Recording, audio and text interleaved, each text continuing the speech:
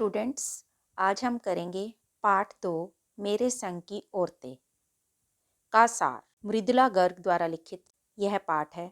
तो मृदुला गर्ग जी कहती हैं कि जब मैं लिखने की हुई तो सबसे पहले मेरे सामने मेरी नानी का चित्र सामने आ गया, जो मेरे जन्म लेने से पहले ही मृत्यु को प्राप्त हो चुकी थी। माँ से उनके बारे में काफ़ी कुछ सुना था, तो उन्हीं की कहानियों की प्रेरणा से शायद मैं लिखने की ओर बढ़ सकी।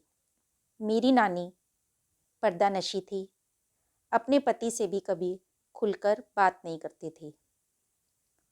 आज़ादी प्रिय थी। उनकी किन बातों से यह पता चलता है कि वह आज़ादी प्रिय थी। मेरी माँ की शादी से पहले उनकी मृत्यु हो गई थी। जब उन्होंने देखा कि वह बचेंगी नहीं, तो उन्होंने अपने पति के एक दोस्त प्यारेलाल शर्मा जी को अपने पास बुलाया और उन्हें कहा कि उनकी लड़की की शादी किसी ऐसे व्यक्ति से करना जो गांधीवादी हो, जो आज़ादी प्रिय हो। तो उनकी इस बात से पता चलता है कि वो आज़ादी प्रिय थी। उस समय उन्होंने अपनी शर्म लिहाज सब छोड़कर ऐसा काम किया, क्योंकि उन्हें अपनी लड़की की चिंता थी। और ऐसा ही हुआ। उनकी लड़की की शादी एक ऐसे घर में हुई जो गांधीवादी थे। जिस लड़के से मेरी माँ की शादी हुई, उसे आज़ादी के आंदोलन में हिस्सा लेने के अपराध में आईसीएस के इम्तिहान में बैठने से रोक दिया गया था, और जिसकी जेब में पुश्तैनी पैसा धेला एक भी नहीं था। माँ बेचारी अपनी माँ और गांधी जी के सिद्धांतों के चक्कर में सादा जीवन जीने और उच्च ख्याल रखने पर मजबूर हुई। उनका हाल यह था कि खादी की साड़ी उन्हें इतनी भारी लगती थी कि कमर चनका खा जाती। मेरी माँ शरीर से दुबली पतली, किंतु खूबसूरत और कठोर निर्णय लेने वाली महिला थी। घर के हर काम में उनकी राय ली जाती थी। उनकी घर में बहुत इज्जत थी। वह घर का काम नहीं करती थी, हर समय पत्र पत्रिकाएं पढ़ती रहती थी, लेकिन ईमानदार थी और कभी झूठ नहीं बोलती थी। कम बोलती थी और दूसरों की बातें गोपनीय रखने में बहुत अच्छी थी। इसलिए घर में और बाहर दोनों ही जगह उनको सम्मान मिलता था। मेरी परदादी नए विचारों की थी, इसलिए वह लड़के और लड़की में कोई फ़र्क नहीं समझती थी और मन्नत मांगती थी कि मेरी बहू के यहाँ कन्या का जन्म हो, जबकि ऐसा भी कुछ नहीं था कि परिवार में कोई लड़की ना हो। भगवान की भी ऐसी कृपा हुई कि हम 5 बहनें हुई, एक भाई। मेरी परदादी के बारे में एक चोर की कथा जो मैं आपको बताती हूँ। एक बार सभी मर्द लोग बारात में गए हुए थे। औरतें नाचने गाने में मस्त थी कि एक चोर चोरी की नियत से घर में घुस आया। जिस कमरे में वह घुसा उसमें माँ जी थी। आहट सुनकर माँ जी ने कहा कि पानी पिला दो, तो उसने कहा कि मैं चोर हूँ। तब भी दादी ने कहा कि कोई बात नहीं, हाथ धो लो और मुझे पानी पिला दो और ले आओ। उन्होंने पानी मंगवाया, उसे भी आधा पिलाया और उसे सीख दी कि तू मेरा बेटा हो गया, अब तुम चोरी मत करना बल्कि खेती करना। उस दिन से चोर खेती करने लगा। मेरी दादी के बारे में एक और बात है कि उनके पास जब भी 2 से ज़्यादा धोती होती तो वह उसको दान कर देती थी। उन्हें लगता था कि 2 से ज़्यादा धोती उनके पास नहीं होनी चाहिए। 15 अगस्त 1947 को देश आज़ाद हुआ। उस समय मैं 9 साल की थी और बहुत बीमार थी।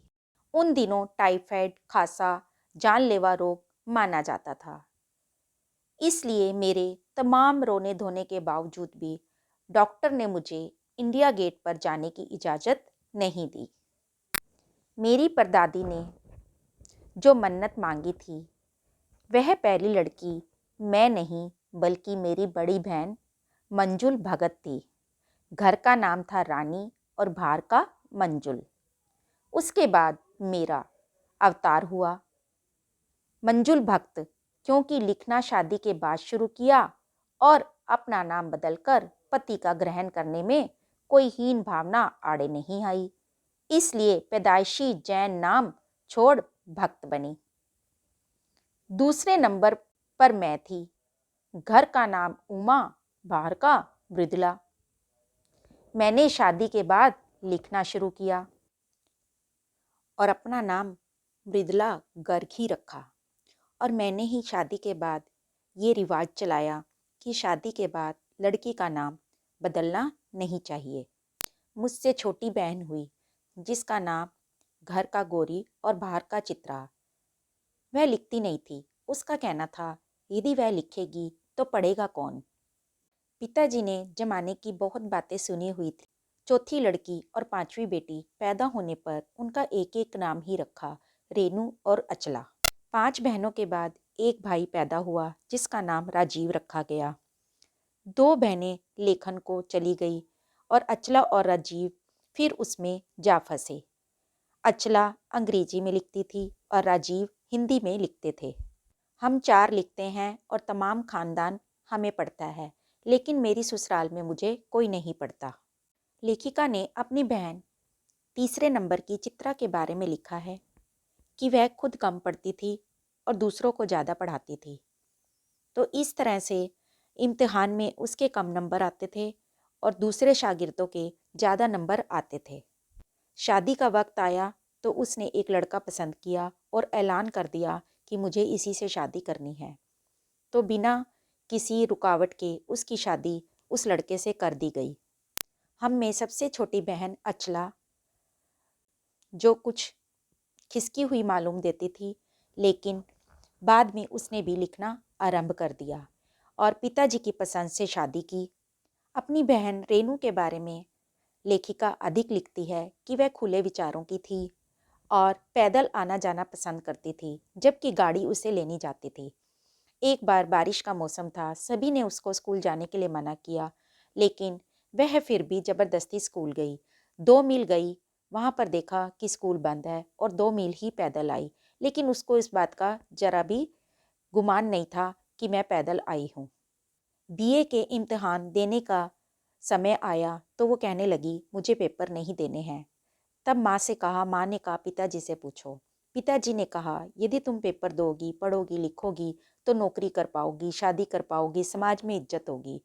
रेनू को कुछ बात जची नहीं और न ही उसके पिता को जची, लेकिन फिर पिता ने वही अपनाया जो माँ बाप को अपनाना चाहिए। उन्होंने कहा बीए करनी है तो करनी है। तो रेनू ने पिता के कहने से बीए की परीक्षा पास की। मैं शादी के बाद बिहार के एक छोटे से कस्बे में रही, जहाँ पर मर्द और औरतें यदि सिनेमा देखने भी जाते थे तो अलग अलग कतार में बैठते थे। मैं दिल्ली से कॉलेज की नौकरी छोड़कर वहाँ पहुँची थी। अभिनय करने की शौकीन भी थी, लेकिन मैंने वहाँ पर देखा कि वहाँ पर रूढ़वाद है। वहाँ की औरतें मर्दों के साथ अभिनय नहीं करती। तो मैंने वहाँ की शादीशुदा औरतों को मर्दों के साथ अभिनय करने के लिए मनाया और उसी नाटक के जरिए मैंने अकाल राहत कोष के लिए पैसा भी इकट्ठा किया और मैंने बहुत कोशिशों के बाद वहाँ पर एक प्राइमरी स्कूल भी खुलवाया।